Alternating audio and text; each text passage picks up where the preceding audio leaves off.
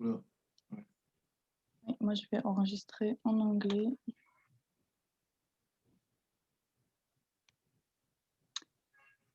Ok, bonjour à tous.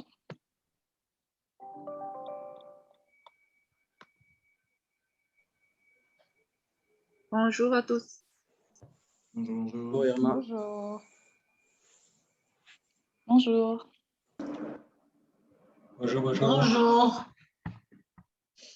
Oh.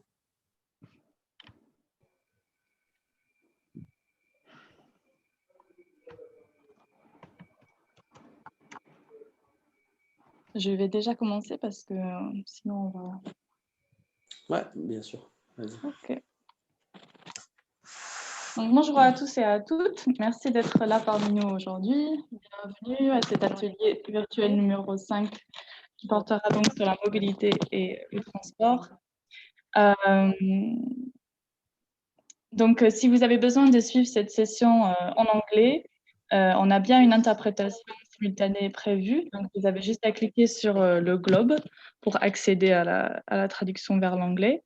So, if you need to follow this session in English, you just have to click on the globe that's at the bottom of the screen, and you'll be able to access English like that. Donc voilà, donc si vous avez des questions ou des commentaires à nous faire pendant cet atelier, n'hésitez pas à envoyer directement dans le chat. Et on va avoir un moment de questions-réponses à la fin de l'atelier. Voilà, donc juste pour vous informer, on est plus de 300 inscrits aujourd'hui, donc essayez de bien garder vos micros éteints si vous n'intervenez pas.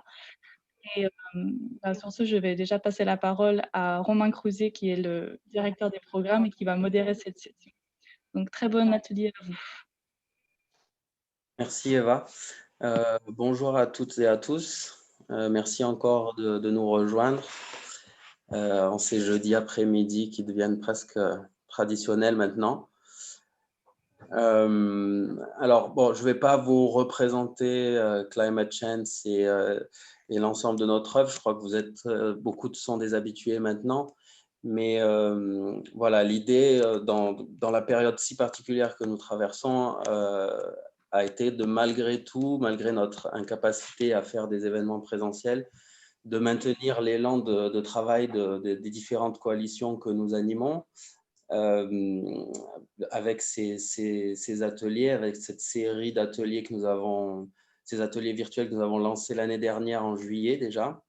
Et là, nous sommes dans le deuxième cycle que nous avons lancé en février, qui nous permet en fait aussi de mettre à jour les feuilles de route de ces différentes coalitions thématiques, de continuer à dynamiser le travail collaboratif entre les différents acteurs, de continuer à repérer des initiatives particulièrement intéressantes et réplicables, et aussi de finalement commencer à préparer des messages clés pour chacune des coalitions pour notre prochain sommet. Je ne sais pas si tout le monde a vu passer l'information, nous l'avons annoncé il n'y a pas très longtemps.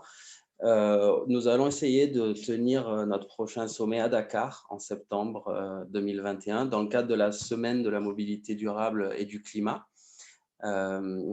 qui cette année en fait est une co-organisation entre le CETUD, qui est l'autorité de mobilité de la région métropolitaine de Dakar, et Codatu, qui est une ONG qui a déjà 40 ans d'existence et avec qui nous collaborons depuis longtemps, notamment sur les aspects de mobilité. Donc, on est vraiment content de pouvoir travailler là-dessus et de se dire rendez-vous en septembre à Dakar. On ne sait pas encore exactement les conditions dans lesquelles nous pourrons faire cela, mais on fera de notre mieux en fonction des conditions sanitaires en septembre pour réunir notre communauté. On est vraiment très heureux de travailler avec nos collègues sénégalais et ça ne vous aura pas échappé, il y en a quelques-uns aujourd'hui autour de cette table virtuelle. Nous y reviendrons. Donc, en tout cas, pour ce qui est de l'atelier d'aujourd'hui, l'objectif est avant tout de voir au niveau des acteurs locaux quels sont ceux qui sont à l'avant-garde de l'innovation et du développement d'une mobilité plus durable en Afrique. Cet atelier a été co-organisé avec l'Observatoire des mobilités africaines. Merci Charlène aussi pour ton aide et ton implication toujours sur ce sujet avec nous. Donc aujourd'hui, on va mettre en lumière des travaux portés en Côte d'Ivoire, notamment par l'OMA, l'Observatoire des mobilités africaines, par Climate Change. Il y a toute une feuille de route mobilité durable que Climate Change accompagne en Côte d'Ivoire grâce au soutien de la fondation d'entreprise Michelin. Donc, on va vous en parler un peu aujourd'hui. Ce qui va nous permettre aussi de faire une transition naturelle vers les prochaines étapes. Donc, ce sommet, cette semaine de la mobilité durable et du climat à Dakar, mais aussi une feuille de route mobilité durable au Sénégal. On lance aussi le même exercice qui a été fait pendant 2 ans en Côte d'Ivoire. On initie la même démarche au Sénégal. Et encore une fois, on est très heureux de pouvoir faire ça. Vraiment, ça montre que cette coalition de la mobilité au niveau de l'Afrique commence à vraiment avoir des résultats très concrets avec des déclinaisons comme ça de stratégies nationales dans différents pays. Donc sur ce, je ne vais pas prendre plus de temps. Je vais passer la parole à M. Tierno Birahim Aw, qui est directeur général du CETUD, justement, avec qui nous allons organiser à la fois la semaine et tout ce travail de la feuille de route pour qu'il nous présente ce que le CETUD fait au Sénégal et ce sur quoi nous allons collaborer. Merci Tierno. Merci beaucoup, Romain. Je voudrais d'abord remercier tout le monde. J'ai vu qu'il y avait plus de 300 personnes connectées à travers le monde et je pense que nous sommes en train de discuter des enjeux extrêmement cruciaux pour l'Afrique quand on voit le développement urbain sur le sujet de la mobilité urbaine naturellement et les perspectives de doublement des populations quasiment dans toutes les villes, ces grandes villes, notamment ces capitales qui concentrent l'essentiel des populations avec des enjeux forts de gestion d'externalités négatives liées au transport urbain. Donc, très heureux vraiment de cette initiative et j'en profite d'abord pour féliciter Climate Change. Et je serais très heureux de voir tout le monde nous rejoindre dans les prochains mois lors de la semaine de la mobilité durable et du climat à Dakar. Romain en a touché quelques mots tout à l'heure. Je vais un tout petit peu rentrer dans le détail avant de vous parler de la feuille de route mobilité durable au Sénégal. Donc, du 13 au 17 septembre 2021, nous allons tenir une conférence co-organisée par CETUD à travers le ministère en charge des Transports, Codatu et l'association Climate Change. Pour Codatu, ce sera l'occasion de fêter ses 40 ans. La première conférence s'est tenue à Dakar, à l'époque d'ailleurs. Dans l'acronyme, c'était Conférence de Dakar sur les transports urbains, qui est devenue coopération pour le développement, je pense, des transports urbains et interurbains. Il y a Climate Change, que vous connaissez bien, et CETUD qui est l'autorité organisatrice des transports urbains à Dakar. Nous allons mobiliser cette semaine pour 2 conférences. La première va porter sur les problématiques de mobilité et de transport. Globalement, les thématiques que nous avons annoncées portent sur la planification des transports, la question de l'étalement urbain en relation avec ce que je viens de dire, la question démographique et la gestion des externalités liées à l'aménagement urbain, mais aussi ses conséquences sur les transports, notamment routiers. Une thématique forte sur la transition énergétique et numérique. Ça fait aussi contribuer fortement aux objectifs de développement durable et il y a des enjeux là importants pour nous. Le transport artisanal, dans l'essentiel des capitales aujourd'hui, nous avons une transition progressive du secteur artisanal vers une formalisation, mais une bonne partie quand même de la part modale est encore captée par ce mode avec des enjeux importants de contractualisation, de formalisation de l'exploitation, notamment vers des modes moins polluants, parce que nous savons tous, globalement, l'indicateur à retenir, c'est que pour Dakar, en tout cas, il y a 80% des transports motorisés qui sont réalisés en transport collectif. C'est important pour les usagers, mais ça engendre aussi en même temps beaucoup de pollution. J'ai retenu un chiffre au niveau mondial, c'est globalement 1% du parc pour 22%, 20 à 22% de contribution sur les émissions. Donc là, nous allons discuter de ces thématiques-là. La conférence Codatu se tiendra du 13 au 15. Ensuite, on gardera les journées du 15 au 17 pour le sommet Climate Change en Afrique, qui va intégrer CGLU avec des thématiques majeures là aussi. Cette semaine sera extrêmement important pour l'ensemble des acteurs africains qui travaillent sur ces sujets, pour nos partenaires au développement, pour les partenaires privés, pour revenir sur la question de l'aménagement urbain, mais surtout au cœur de cette question, la ville durable, comment nous voyons l'évolution de nos villes. Les taux que j'annonce là, vous les connaissez tous, hein. Pour Dakar, c'est 23% de la population sur 0,3% seulement du territoire national.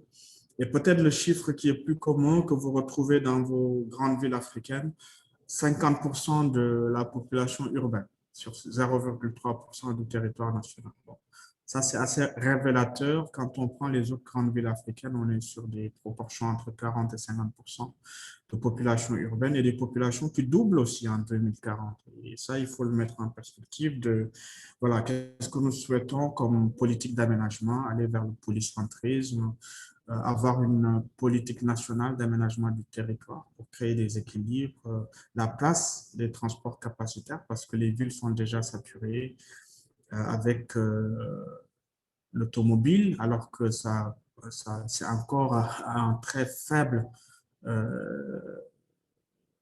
niveau de marché, hein, 5% à Dakar par exemple contre 25% pour les transports collectifs alors que 70% des déplacements sont encore à pied.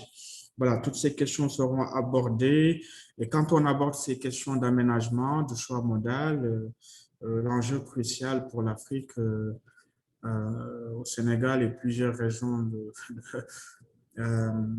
nous avons quand même une réflexion qui est bien entamée sur la transition énergétique pour puiser sur des ressources renouvelables, le solaire, les ressources éoliennes, les découvertes pétrolières et gazières au Sénégal typiquement. Voilà, comment aller vers un plus faible impact environnemental des transports, faire de l'économie décarbonée. On va discuter de ces sujets. Et naturellement, autour de ça, tenir compte de notre part d'économie. Ces sujets sont communs à toutes les villes africaines, en Afrique subsaharienne notamment, hein, de transition du secteur artisanal. Et donc, il y a une thématique forte qui porte sur l'économie circulaire.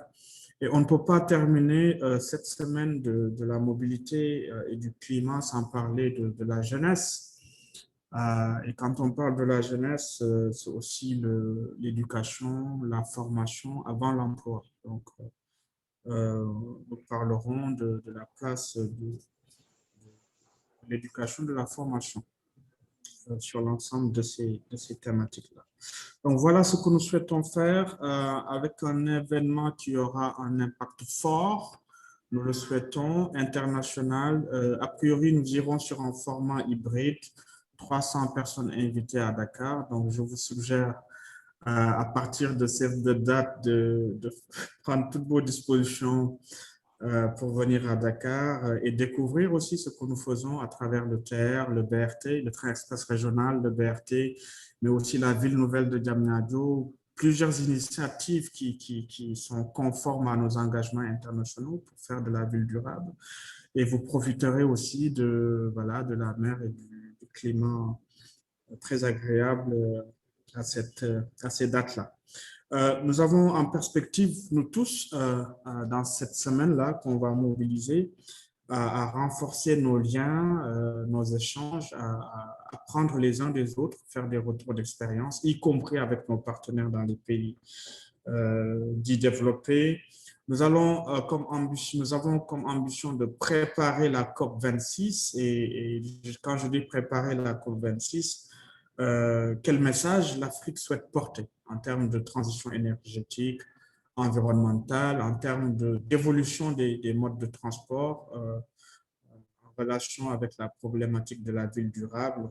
Qu'est-ce que nous souhaitons dire au monde? Nous avons besoin de travailler sur ces sujets majeurs et de porter un message à travers nos autorités, nos ministres à la COP26 qui se tiendra de mémoire du 1er au 12 novembre à Glasgow. Et nous allons aussi être dans la perspective de la COP27. Je pense que Romain le dira pour la suite, la COP27 se tiendra en Afrique. Nous souhaitons que Dakar soit candidat. Nous allons en tout cas demander un soutien à nos autorités et ça ne ferme pas l'ambition pour les autres villes, mais nous, en tout cas, on va essayer de se préparer pour accueillir cet événement international. Ensuite, très rapidement, pour les quelques secondes ou minutes qui me restent, sur la feuille de route mobilité durable, je serai moins long parce qu'il y a déjà une initiative très intéressante pour notre pays sœur, la Côte d'Ivoire. Nous avons des relations très particulières, privilégiées aussi de coopération et travaillons aussi ensemble dans le domaine de la mobilité sur plusieurs sujets. Là, nous serons très heureux du côté de Dakar de voir ce qui a été fait à Abidjan, cette feuille de route. Et donc, je suis très heureux d'écouter tout à l'heure à la suite des discussions. Pour Dakar en particulier, nous allons rejoindre l'initiative. L'atelier de lancement se tiendra le 22 avril 2021. Ce qu'il faut simplement retenir, je vais terminer par là. Nous avions déjà une initiative avec SSATP de même nature, avec l'approche EASY que nous avons développée. Ça concernait 8 villes africaines et nous avons travaillé dans ce cadre pour voir comment promouvoir un plan national de mobilité urbaine soutenable avec des villes pilotes, la capitale, mais aussi des villes secondaires. Là, c'est vraiment l'objectif de poursuivre ce travail. Nous sommes très heureux et remercions Climate Change pour ça. Et l'objectif pour nous, la prochaine étape, c'est de voir comment valider vraiment une vision de la mobilité à l'horizon 2050, une mobilité forcément durable. Nous allons essayer d'intégrer dans ces sujets-là des thématiques majeures, transversales, la sécurité routière, l'enjeu climatique, l'enjeu numérique et l'ensemble doit contribuer à faire du développement une économie verte et inclusive. Voilà ce que je souhaitais dire. Donc, retenez les dates. 22 avril 2021, pour ceux qui auront la chance d'être à Dakar, nous aurons le lancement de l'atelier de la feuille de route mobilité durable. Et réservez déjà vos billets ou vos connexions pour la partie virtuelle pour la semaine de la mobilité qui se tiendra du 13 au 17 septembre 2021. Je vous remercie et je repasse la parole à Romain. Merci beaucoup. Merci beaucoup Thierno, ambassadeur de cette semaine de la mobilité et du climat. Effectivement, les enjeux sont tellement multiples sur le sujet de la mobilité dans les villes comme Dakar. Très difficile de tout couvrir en 5 minutes, mais c'est plutôt une invitation à nous rejoindre en septembre sur place pour ceux qui le peuvent, pour en apprendre davantage et voir comment développer des mobilités plus durables dans des espaces d'une extrême densité déjà, des villes qui explosent en termes de population aussi, avec voilà, différents modes possible. Et du coup, je voulais passer la parole à Modou Diao, qui travaille pour Codatu, justement, et qui collabore avec le CETUD et avec nous pour avoir une petite présentation de ce que Codatu fait au niveau du Sénégal. Codatu, qui évidemment est co-organisateur de cette semaine de la mobilité et du climat. Merci Modou. Merci Romain. Bonjour à toutes et à tous. Donc, je suis Modou Diaw, consultant en transport romain chez Codatu. Je suis très heureux de participer à cet atelier virtuel auquel je vais vous présenter les actions de Codatu à Dakar. Donc, pour rappel, Codatu est une association française qui a pour vocation de promouvoir les politiques de mobilité urbaine soutenable dans l'île du Sud en s'appuyant sur ces 4 piliers, c'est-à-dire ils organisent des conférences internationales et des séminaires, mais également Codatu anime des coopérations avec des villes. Codatu aussi forme des cadres et des décideurs, mais aussi elle capitalise à travers des publications sur son site. Bon, s'agissant de ses activités à Dakar, donc Codatu est présent à Dakar depuis 2017 dans le cadre d'une assistance technique auprès du CETUD, qui est l'autorité organisatrice des transports urbains de Dakar, mais aussi de l'APIS, qui est le maître d'ouvrage délégué du projet Train Express Régional, donc pour le compte de l'État du Sénégal.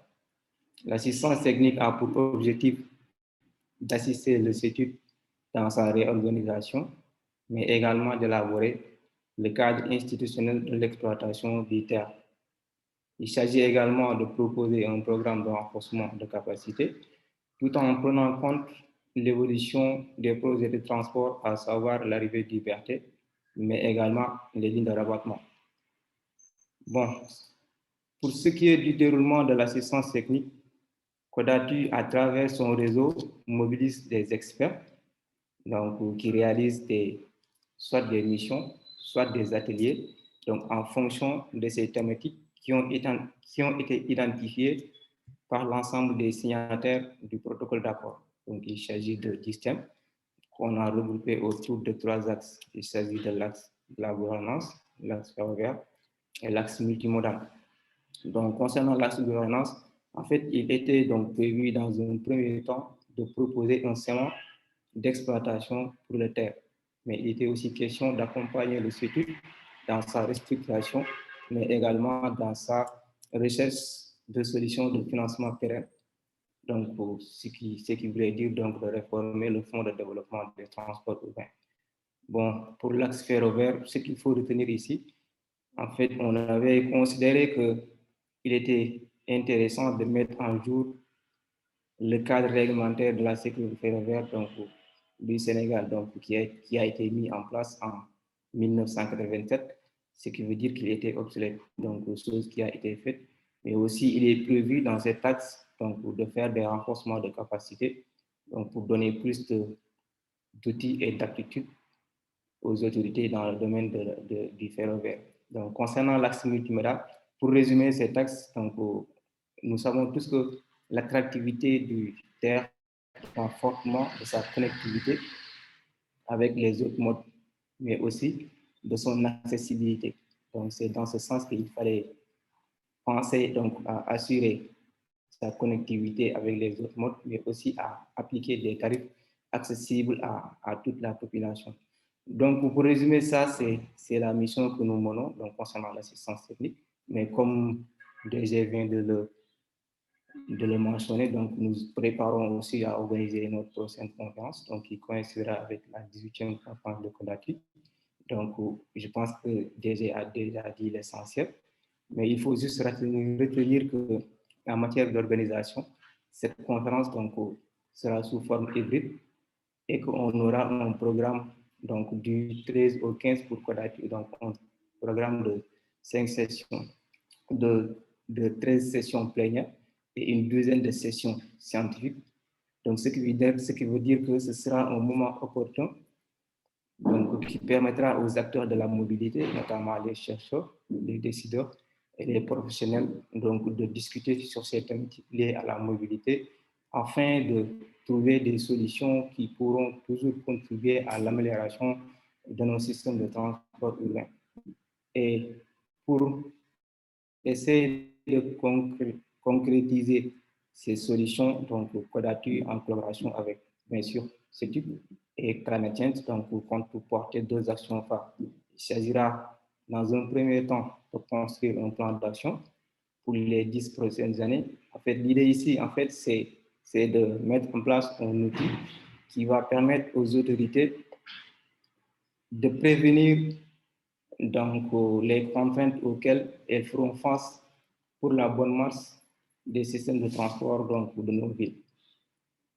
La deuxième chose à faire, en fait, c'est de porter, en fait, c'est de choisir des sujets auxquels donc, les autorités vont porter afin d'inciter ou bien afin d'orienter les politiques de mobilité de nos villes.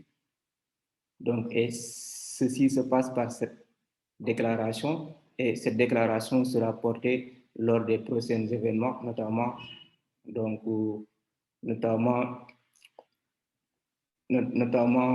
la COP26, comme venait de le dire le DG, donc à Glasgow.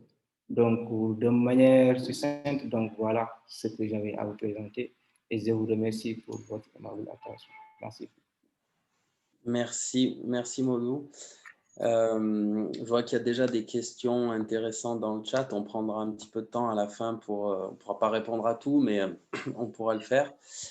Maintenant, je voudrais aller sur quelque chose de très concret, en fait, pour que vous voyez ce que nous avons mené en collaboration avec l'Observatoire des mobilités africaines à Abidjan, sur qu'est-ce que c'est que cette fameuse feuille de route dont on vous a parlé. Et du coup, je demandais à Charlène Kwasi, la directrice de l'OMA, de nous expliquer dans les grandes lignes en quoi consistait cet exercice et qu'est-ce que ça a apporté en valeur ajoutée pour les acteurs de la mobilité ivoiriens. Merci Charlène, je te laisse la parole. Super, merci Romain. Bonjour à tous. Merci encore à Climate Change de m'accueillir une nouvelle fois pour cet atelier virtuel. Je vais partager mon écran. Effectivement, je vais aborder un certain nombre de sujets, mais plus particulièrement la feuille de route de la mobilité durable en Côte d'Ivoire. Alors, est-ce qu'on voit bien mon écran? Oui, c'est bon. Ok, top. Donc, un bref rétrospective. L'Observatoire des mobilités africaines, c'est une communauté d'intérêt à la base, née d'un écosystème donc héritier de Movinon. Pour ceux qui connaissent, c'est l'un des plus gros écosystèmes de la mobilité durable aujourd'hui. Il y avait une réelle volonté d'avoir une visibilité sur l'Afrique et sa mobilité, connaître les acteurs, les tendances également, et de tout simplement mesurer les enjeux autour de cette mobilité. Donc, il y a eu la création de l'OMA avec son pôle en Côte d'Ivoire et en Ouganda en 2017. Et à partir de cette année, donc, nous faisons pleinement partie de cet écosystème de Movinon. Et le but est véritablement de bâtir un réseau et de pouvoir promouvoir non seulement la mobilité durable, mais d'en faire une réalité à travers des projets pilotes, donc l'association d'acteurs locaux et d'acteurs internationaux notamment. Alors, donc, comme je le disais, on a un réseau qui est diversifié et qui est mobilisable et qui se compose de start-up, d'associations, de villes, de compagnies, enfin d'entreprises également et d'académiques, et également d'autorités des transports en Afrique. L'OMA, c'est aussi des productions de connaissances approfondies sur des sujets de mobilité au format varié. Donc, on écrit des articles, on rédige des articles, on produit également des regards croisés et des reportages, des interviews. Donc, on donne la parole aussi aux acteurs de la mobilité sur le continent. Et l'OMA, c'est aussi l'implication en local. à travers des événements d'une part, mais à travers aussi des projets, comme je le disais, et qui se tournent de plus en plus vers du concret. Donc la feuille de route pilotée par Climate Change fait partie justement de ces projets concrets. Je vous en parlerai plus dans quelques minutes. Et depuis l'année dernière, on fait également partie de l'Alliance MAS, donc Mobility as a Service, à Abidjan, qui a pour objectif de monter un projet pilote MAS en Côte d'Ivoire. Voilà, on fait également partie du réseau africain pour la marche et le vélo. Donc, c'est des initiatives que l'on soutient et dans le but justement d'apporter un petit peu plus de valeur ajoutée et surtout de pouvoir finalement à ces différentes initiatives. Voilà, à travers notre réseau notamment. Alors, pour en venir au cœur justement de mon intervention, la feuille de route de la mobilité durable pour la Côte d'Ivoire d'ici 2050. Donc, c'est une initiative pour moi extraordinaire et qui est d'une extrême valeur ajoutée pour le gouvernement ivoirien, dans le sens où Climate Change, le gouvernement ivoirien, donc à travers le ministère des Transports, mais aussi le ministère de l'Environnement, avec un financement de la Fondation Michelin et l'appui de l'OMA et de l'Assemblée des régions et districts de Côte d'Ivoire, on a essayé et on a réussi finalement à réunir un certain nombre d'acteurs, des acteurs clés de l'écosystème du transport en Côte d'Ivoire. Donc, c'est sous l'impulsion de la macro-feuille de route de PPMC, qui est le Paris Process on Mobility and Climate, que cette macro-feuille de route-là, au niveau continental et plus particulièrement national, avec le Maroc en 2017 et la Côte d'Ivoire à présent, avec la méthode de PPMC, donc avec un focus sur 10 axes clés importants pour la mobilité, sachant que la feuille de route macro de base en comportait 8. Pour la Côte d'Ivoire, l'éducation des usagers et la sécurité routière semblaient des éléments importants à ajouter à cette feuille de route-là. Donc, à travers divers ateliers, donc un réel processus de collaboration et une implication multi-acteurs, on a réussi, avec l'aide de Climate Change, à organiser des ateliers à travers le pays pour justement réunir aussi bien des acteurs institutionnels que des acteurs de la société civile, des citoyens aussi, des étudiants, des entreprises, autour d'une vision commune de la mobilité et d'une mobilité durable, avec des caractéristiques et des enjeux différents selon les régions, donc qui ont permis d'enrichir aussi cette feuille de route nationale. Donc autour de cet atelier et un peu plus de 200 participants, on a réussi actuellement à avoir des données précises et une vision claire des différents territoires finalement en Côte d'Ivoire. Et actuellement, nous sommes à la 3e phase, donc la phase de modélisation de cette feuille de route. Donc finalement, comprendre comment cette feuille de route-là impactera la mobilité sur le territoire, en finalement relevant l'ambition nationale à travers les NDC, avec l'accompagnement de l'IDRI, qui justement permet aux consultants locaux de Climate Change d'élaborer la quantification des gains en gaz à effet de serre. Donc, en sachant que la contribution nationale actuellement de la Côte d'Ivoire, elle est d'une réduction de 5,73%, on espère qu'avec cette feuille de route, la réduction sera d'autant plus importante et aura d'autant plus d'impact. Donc, encore une fois, le lancement de la feuille de route à Dakar montre aussi la pertinence et la nécessité d'un tel outil, finalement, pour les autorités africaines. Et c'est un modèle qui est tout à fait réplicable, non seulement à un niveau local, parce qu'à la suite des ateliers en Côte d'Ivoire, certaines communes finalement se sont rendues compte qu'il était possible de bâtir une feuille de route à l'échelle de leur ville. Donc, c'est un puissant outil qui, s'il est utilisé à bon escient, pourra permettre au pays de finalement atteindre une émergence bas carbone et d'améliorer la mobilité de sa population.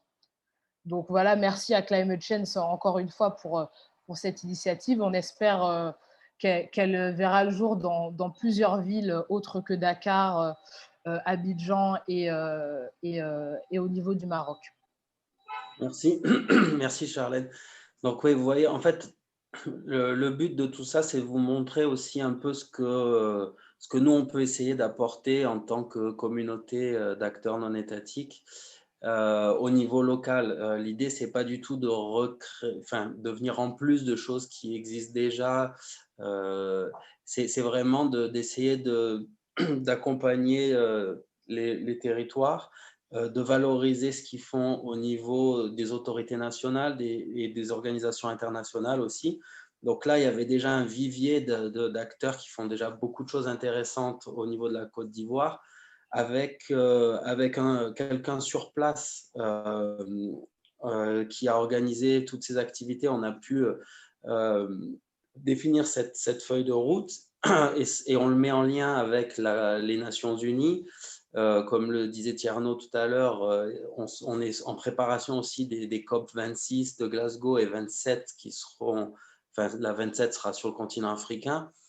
Nous, Climate Change, on reporte tout cela aussi au niveau de ces sphères-là. On leur dit, voilà, il y a des acteurs sur le terrain qui font des choses, qui sont à prendre en compte, qui sont à valoriser. Les efforts pour atteindre les objectifs de l'accord de Paris ne pourront pas s'en tenir qu'au niveau national. Ça implique aussi l'action des acteurs locaux. Et du coup, Climate Change fait ce travail-là. Et on a aussi un autre aspect de notre travail dont on voulait vous parler un petit peu aujourd'hui. On a un observatoire qui analyse l'action climat réalisée au niveau territorial. Et tout ça, on essaie aussi de faire en sorte que l'observatoire puisse aider ces acteurs locaux dans la compréhension des politiques publiques locales. Et par exemple, on a fait un cas d'étude sur la Côte d'Ivoire. Pour ne pas s'en tenir qu'à l'animation de cette feuille de route, on a aussi publié ce cas d'étude. Il est disponible sur notre site. Alors malheureusement, aujourd'hui, notre site a un petit souci, mais il va revenir très vite. Du coup, Charlène va nous dire quelques mots, mais ça peut être très court, comme ça on préserve du temps pour la discussion sur ce cas d'étude ivoirien. Très bien. Oui, effectivement, le cas d'étude, moi, je l'ai découvert, pour être tout à fait honnête, parce que je ne le connaissais pas. Et il a été rédigé donc, par Aristide Gaillet, qui est également directeur du suivi des projets au niveau de la MUGA, donc l'autorité de la mobilité urbaine du Grand Abidjan. Il fait beaucoup écho au récent rapport de la Banque mondiale aussi sur la mobilité urbaine à Abidjan et bien sûr au projet de la feuille de route. Donc, il y a un certain nombre de points à retenir pour des personnes, pour des initiés qui connaissent Abidjan et pour, au contraire, des personnes qui ne connaissent pas du tout cette ville et qui ne connaissent pas du tout le pays.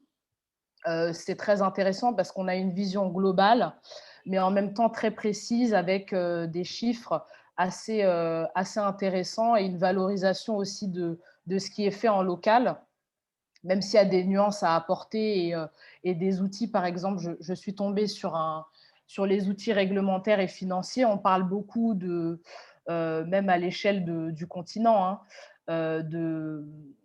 d'un exemple, l'importation, par exemple, l'interdiction aux importations des véhicules de plus de 5 ans pour la voiture individuelle.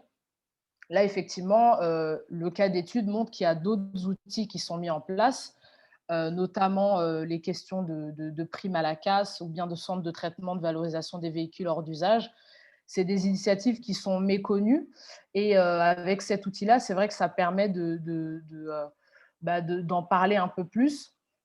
Il y a également des actions qui sont en balbutiement. tels que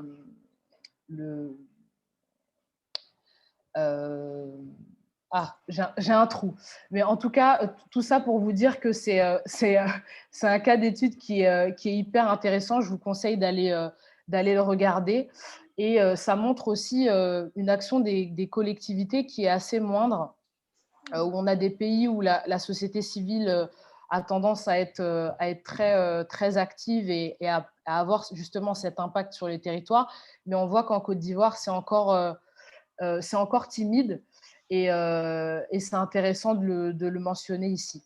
Voilà, merci beaucoup. Merci beaucoup, Charlène. Voilà, n'hésitez pas à aller sur le site quand il sera de retour, bientôt ce soir, j'espère. Alors, je vais passer vite la parole à Monsieur Yves Mao, comme ça, et s'il vous plaît, si vous pouvez tenir dans 5-6 minutes, comme ça, on a un peu de temps pour discuter ensuite et prendre quelques questions. Yves Mao est CEO, donc directeur de Digitrans, une start-up ivoirienne. Merci à vous. Bonjour à tous, merci de m'avoir associé à cet atelier virtuel. Alors, je vais essayer de tenir, c'est une vraie gageure dans ce timing-là qui a été imposé. Est-ce que je vais essayer de partager mon écran? Vous voyez mon écran ou pas? Oui. Super. Donc, alors, s'il veut bien se mettre en mode, voilà. Parfait. En fait, alors, donc, je suis CEO d'une société qui s'appelle Tech and Change, pour être plus précis, et qui édite un certain nombre de plateformes, notamment Digitrans B2C et Digitrans notamment B2B. Ce point, il est relativement important de le préciser. Ces deux plateformes, et on va y venir, s'intègrent parfaitement dans cette problématique de mobilité durable, notamment en Afrique. Si on prend le cas notamment de Digitrans B2C, on va y venir. C'est une entreprise en fait, qui a un produit qui a véritablement démarré, on va dire, fin 2018 et qui a connu, on va dire, un apogée en 2019, début 2020. Et on va voir qu'avec les impacts qu'ont pu avoir la Covid sur cette plateforme et sur cette activité.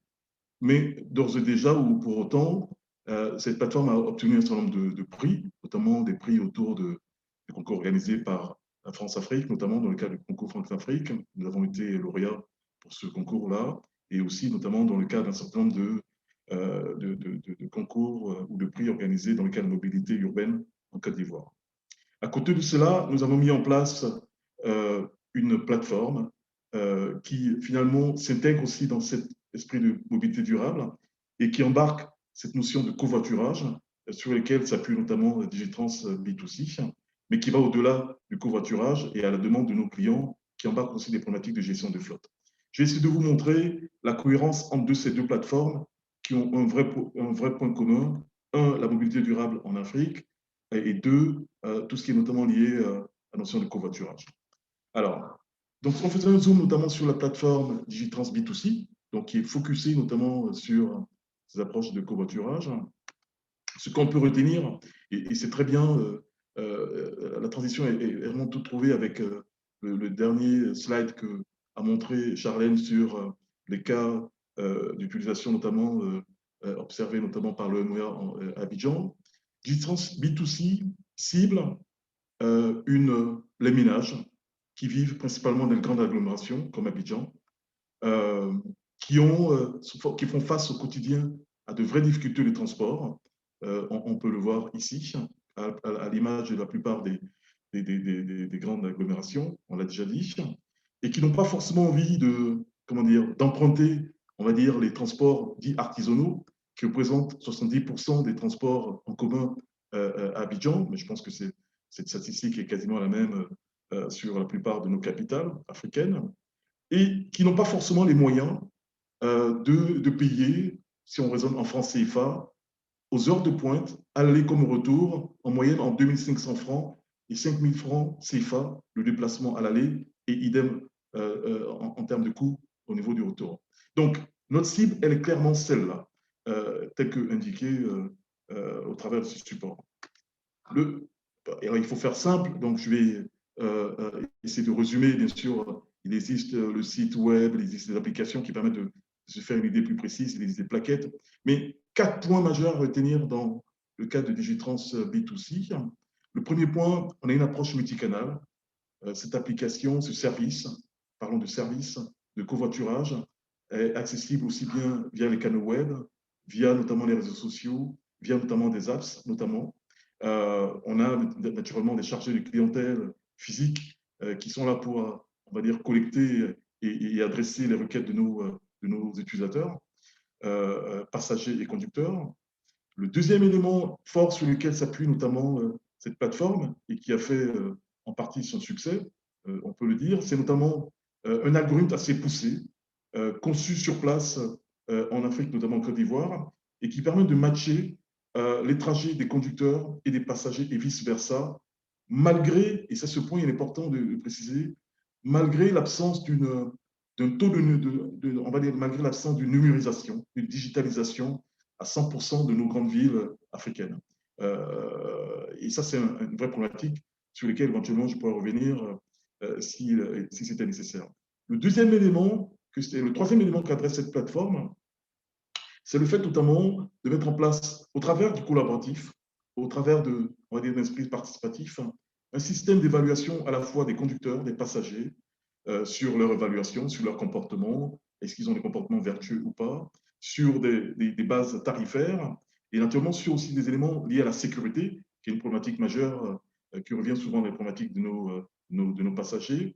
C'est le fait, au travers de cette plateforme collaborative-là, de pouvoir notamment adresser ces préoccupations que notamment relèvent notamment la plupart de nos passagers et conducteurs. Le dernier élément sur lequel je souhaite insister et qui fait la particularité de cette plateforme de covoiturage par rapport à ce qu'on peut trouver à l'extérieur, c'est notamment le fait que Digitrans B2C apparaît comme une espèce de tiers de confiance qui permet de régler les courses a priori, on va dire a priori, avant qu'elles soient effectuées, ou a posteriori, lorsqu'une fois qu'elles sont effectuées. Et en cas de litige, parce qu'on est tiers de confiance, on a même effectué des remboursements, et ça séduit pas mal notre clientèle. Juste quelques éléments de stats. Alors, c'est important de préciser en termes de timing, en termes de milestone, on va dire, en termes de jalons, comment finalement l'histoire de Digitrans B2C peut être finalement appréhendée. Il y avait la période avant Covid et la période après Covid. Et là, les choses sont très nettes. Avant Covid, en s'appuyant sur une proximité au niveau des principales artères du Grand Abidjan, et donc une proximité physique au travers de mobile coach et naturellement aussi une communication très agressive au niveau des réseaux sociaux, on a pu connaître une explosion quasi exponentielle du nombre, on va dire, de recrutement à la fois au niveau des passagers et des conducteurs sur cette plateforme-là, recrutement qui s'est quasiment, on va dire, stoppé avec notamment l'avènement de la Covid pour les raisons que vous pouvez imaginer. Mais ce qu'il faut noter, et c'est le point sur lequel je souhaite insister, c'est que malgré cette pandémie, sans qu'il y ait d'action de proximité parce qu'elles ont été arrêtées sur le terrain, sans qu'il y ait de la communication sur les réseaux sociaux, mais on se rend compte que les gens, les Abidjanais, continuent à s'inscrire dans un nombre relativement assez significatif, à la fois pour faire les trajets, et notamment en tant que passager, en tant que conducteur. Et ça, c'est un point pour nous qui est notable. Ça veut dire qu'il y a une vraie demande en matière de covoiturage, et le travail notamment d'évangélisation qu'on a pu faire au niveau du covoiturage commence à payer, en tout cas à donner quelques fruits. Pour autant, il fallait se réinventer avec notamment la Covid, et surtout, on a ciblé notamment les entreprises, et là, aux surprises, on se rend compte qu'il y a une vraie attente, il y a une vraie demande de la part à la fois des entreprises et des administrations. La plateforme de gestion de flotte que nous avons mis en œuvre, à la demande de nos clients, est structurée autour notamment de cette plateforme de covoiturage, donc tous les assets qui ont été développés pour Digitrans B2C. Aujourd'hui, des acteurs majeurs, comme des acteurs de moindre importance, nous ont fait confiance. C'est Orange, notamment pour tout ce qui est covoiturage, c'est la NADER, c'est la CENAM, la couverture maladie universelle, pour tout ce qui est gestion des flottes, et c'est le BNET qui est un acteur de référence, notamment en Côte d'Ivoire. Concrètement, au travers de cette plateforme qui va au-delà de la gestion de flotte et qui s'inscrit une fois de plus dans une problématique de mobilité durable, on a essayé de montrer à nos clients, B2B et B2C, mais principalement B2B, en quoi ou comment l'autopartage ou le covoiturage pouvait avoir un impact positif, non seulement pour l'environnement, mais aussi pour leurs collaborateurs et aussi pour leurs finances. Il y a une vraie adoption par rapport à cela. comment l'utilisation de véhicules personnels pouvait permettre d'éviter, en guillemets, des gabegies en matière notamment de carburant, en matière de sinistralité notamment. Comment l'utilisation, comment est-ce qu'on pouvait réduire l'acquisition de véhicules, on va dire de nouveaux véhicules, donc ça veut dire réduire quelque part le nombre de véhicules sur le Grand Abidjan, en s'appuyant sur les véhicules déjà existants, notamment les véhicules du personnel, et comment, en misant sur l'éco-conduite, donc on pouvait non seulement améliorer la réduction de l'empreinte carbone émise notamment par les différents véhicules, mais aussi, en guillemets, réduire les primes de sinistralité au niveau des primes d'assurance de ces entreprises-là. Donc, elles ont été séduites, très clairement. Monsieur Mao, oui. il va falloir terminer, s'il vous plaît, parce qu'on est presque à la fin. Très bien. Écoutez, j'ai quasiment terminé. Et donc, le dernier élément, c'est de dire que cette plateforme-là, effectivement, permet de faire en sorte qu'un collaborateur dans une entreprise a la possibilité de réserver des véhicules, de faire du covoiturage, de participer à des événements organisés par l'entreprise, voilà, avec notamment des perspectives qui sont relativement intéressantes, soit au niveau du B2C, au niveau du B2B. C'est notamment, effectivement, participer à des alliances autour de la mobilité, autour du MAS, tel qu'a décrit notamment Charlène, et puis d'autres perspectives sur lesquelles je pourrais m'étendre si l'occasion m'en est donnée. Voilà, j'ai terminé. Merci beaucoup pour cette illustration très concrète. Alors, on a eu beaucoup de questions intéressantes. J'ai essayé de regrouper un petit peu certaines par thème. J'ai vu, en fait, on parle beaucoup il y a des questions autour de la mixité des différents modes de transport et des différentes mobilités dans des villes qui sont déjà très engorgées. Question qui remonte souvent, c'est celle des mototaxis, en fait, qui se multiplient à vitesse grand V dans beaucoup de métropoles. J'ai vu que Kodatu, Jean-Jacques Éluin a partagé un article intéressant à ce sujet, donc je vous inviterai peut-être à aller voir ça. Je sais qu'en fait, plusieurs choses sont possibles. Il se passe vraiment des choses intéressantes. Je me rappelle, par exemple, avoir vu, c'était à Kigali, une entreprise assez jeune qui, en fait, a mis en place un système de mototaxi avec électrique. Et en fait, le problème principal de l'électrique, c'est celui de l'autonomie, là, dans ce cas-là, parce que c'est des véhicules qui ont besoin de beaucoup rouler tous les jours. Et en fait, cette entreprise a mis en place un système de partage de batteries. Donc, les utilisateurs, enfin les conducteurs de mototaxi ont accès à des stations éparpillées dans tout Kigali qui changent les batteries. Du coup, ils ont juste à changer la batterie et à repartir et ils n'ont pas de perte de temps par rapport à la charge. Donc, voilà, il y a vraiment une multitude de possibilités et d'innovations. Je voulais parler de ça. Peut-être adresser, je ne sais pas si Tierno est encore là, je ne vois pas l'écran, je me remets en…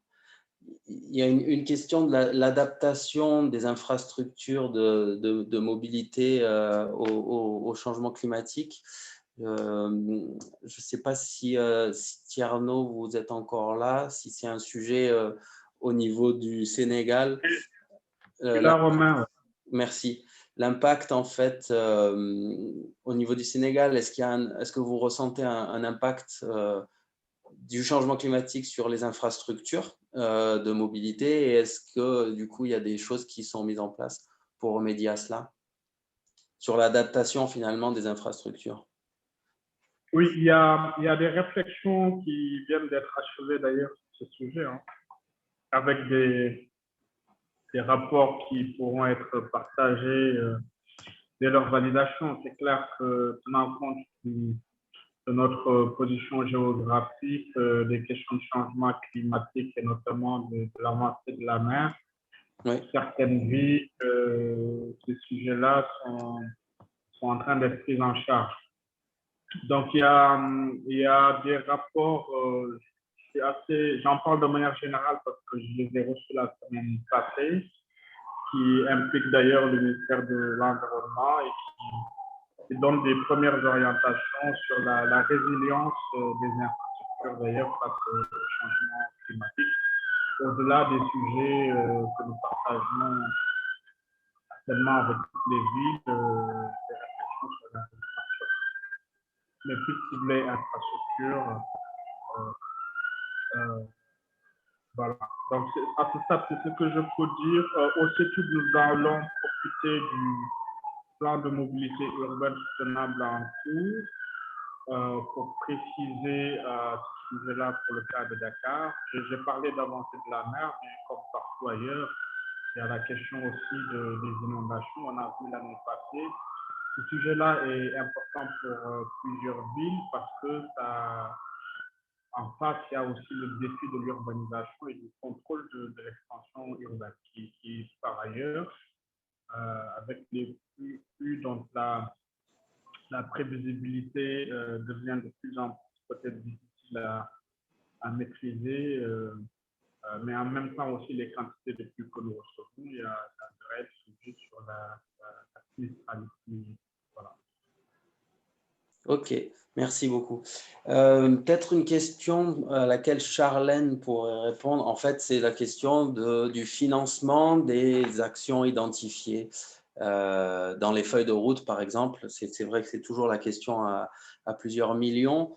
Nous, à Climate Change, ce qu'on essaie de faire, c'est aussi une mise en réseau finalement de ces différentes initiatives, parce qu'on pense qu'avec une mise en réseau et les acteurs qui s'allient finalement dans différentes coalitions sont plus forts pour être plus visibles, pour être plus financés, aussi pour être mis en contact, et on essaie de le faire à notre niveau avec des bailleurs de fonds.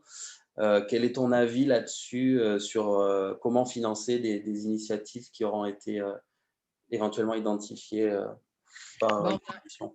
C'est vrai qu'on a un peu toujours cette problématique-là. J'étais tout à l'heure avec un représentant de l'Institut européen de la mobilité durable, justement, avec des projets justement de e-bikes qui sont financés par le gouvernement allemand, par exemple, ou par d'autres fondations en Afrique.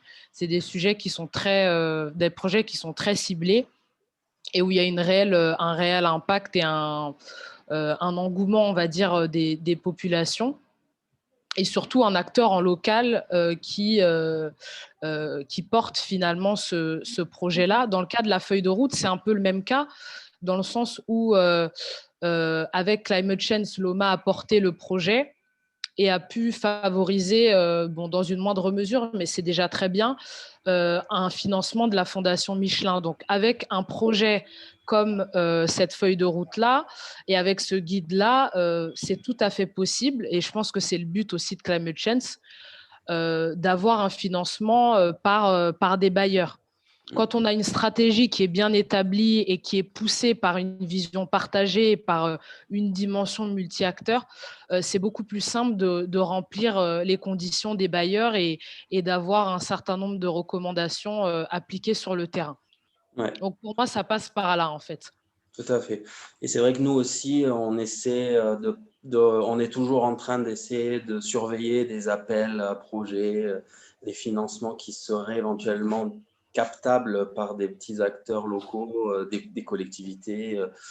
Et on a des listes de diffusion, on fait circuler cette information pour essayer de rendre, en tout cas de donner l'info, et après, libre à chacun dans ses coalitions de répondre si c'est pertinent.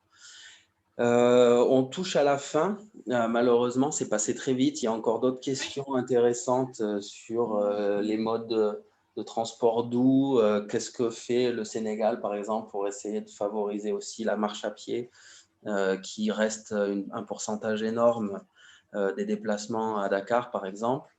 On n'aura pas le temps de répondre à tout aujourd'hui, mais n'hésitez pas à nous écrire. On répond toujours aux questions. On a beaucoup d'infos sur notre site internet quand il est disponible. Désolé pour l'accident d'aujourd'hui. Et puis, de toute façon, ces échanges ont vocation à continuer. Et dans tous les cas, on vous donne rendez-vous à Dakar en septembre. Le prochain atelier virtuel de ce type-là, c'est le 15 avril, mais c'est sur le sujet du bâtiment durable, encore un autre sujet. Mais n'hésitez pas à faire usage aussi de la liste de communication, de diffusion de cette coalition en mobilité pour poser vos questions, pour éventuellement avoir les contacts entre vous des participants qui étaient présents aujourd'hui et dans les ateliers précédents de cette coalition-là. Il ne me reste plus qu'à vous remercier mon équipe aussi, Eva et Tania, qui préparent tous ces ateliers.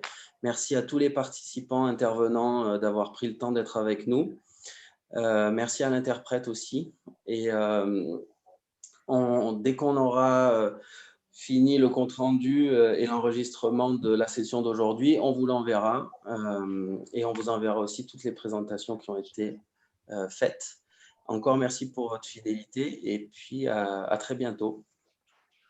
Merci, au revoir. Merci, au revoir. Merci à toute l'équipe. Au revoir. Merci beaucoup. À bientôt.